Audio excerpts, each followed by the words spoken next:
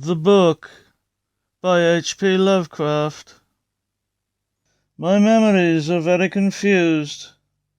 There is even much doubt as to where they begin, for at times I feel appalling vistas of years stretching behind me, while at other times it seems as if the present moment were an isolated point in a grey, formless infinity. I am not even certain how I am communicating this message. While I know I am speaking, I have a vague impression that some strange and perhaps terrible mediation will be needed to bear what I say to the points where I wish to be heard. My identity, too, is bewilderingly cloudy. I seem to have suffered a great shock, perhaps from some utterly monstrous outgrowth of my cycles of unique, incredible experience. These cycles of experience, of course, all stem from that worm-riddled book. I remember when I found it, in a dimly lighted place near the black, oily river where the mists always swirl. That place was very old, and the ceiling-high shelves full of rotting volumes reached back endlessly through windowless inner rooms and alcoves. There were besides great formless heaps of books on the floor and in crude bins, and it was in one of these heaps that I found the thing. I never learned its title, for the early pages were missing, but it fell open toward the end and gave me a glimpse of something which sent my senses reeling. There was a formula, a sort of list of things to say and do, which I recognized as something black and forbidden, something which I had read of before in furtive paragraphs of mixed abhorrence and fascination, penned by those strange ancient delvers into the universe's guarded secrets, whose decaying texts I loved to absorb.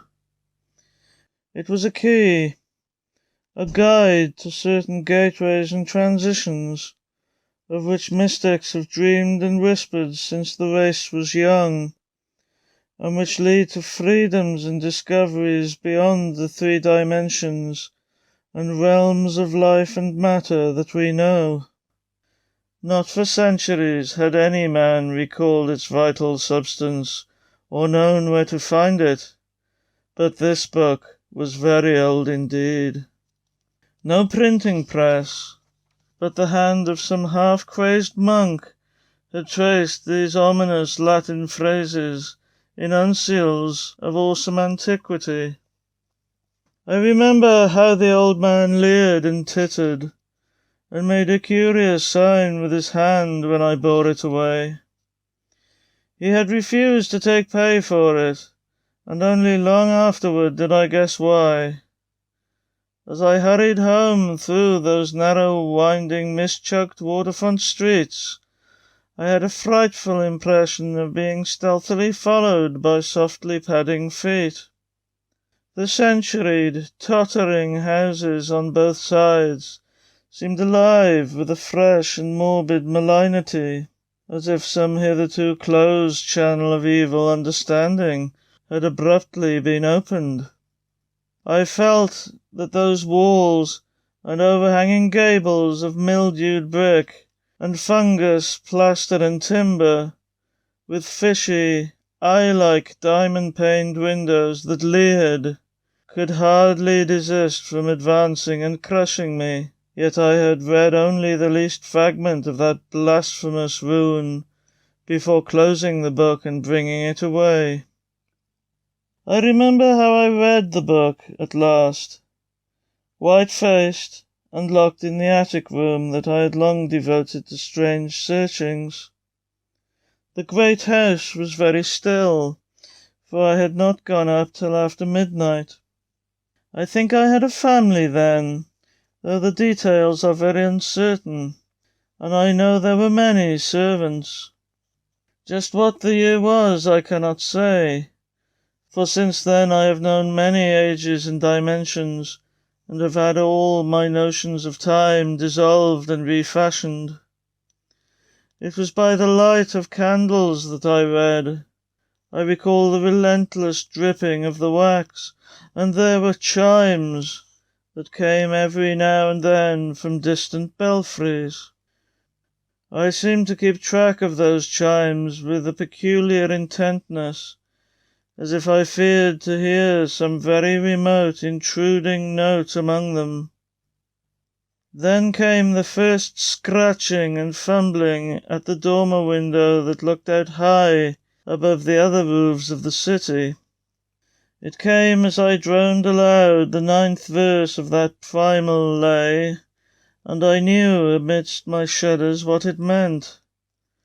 For he who passes the gateways always wins a shadow, and never again can he be alone.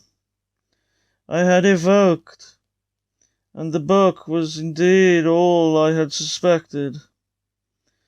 That night I passed the gateway to a vortex of twisted time and vision, and when morning found me in the attic room, I saw in the walls and shelves and fittings that which I had never seen before. Nor could I ever after see the world as I had known it.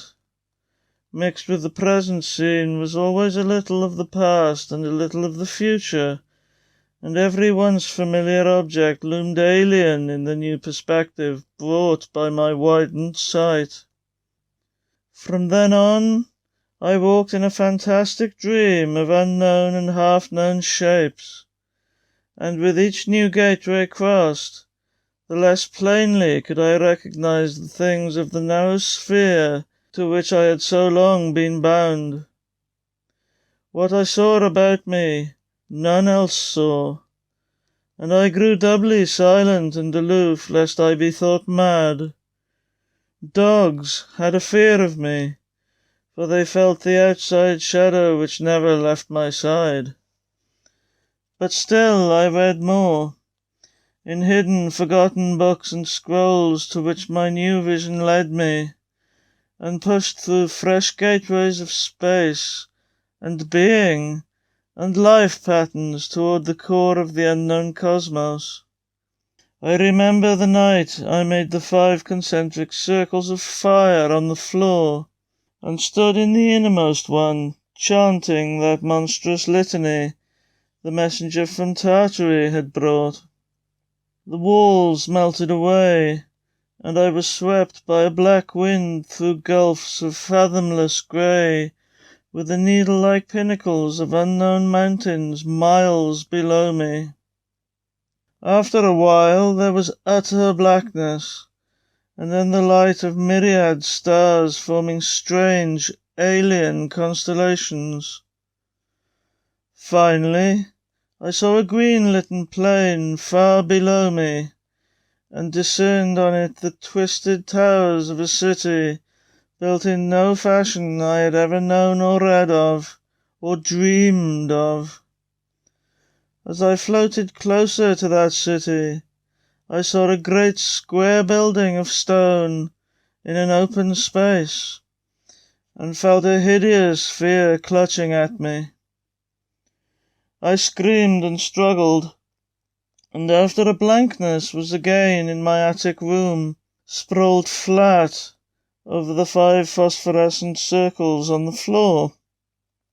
In that night's wandering there was no more of strangeness than in many a former night's wandering, but there was more of terror, because I knew I was closer to those outside gulfs and worlds than I had ever been before.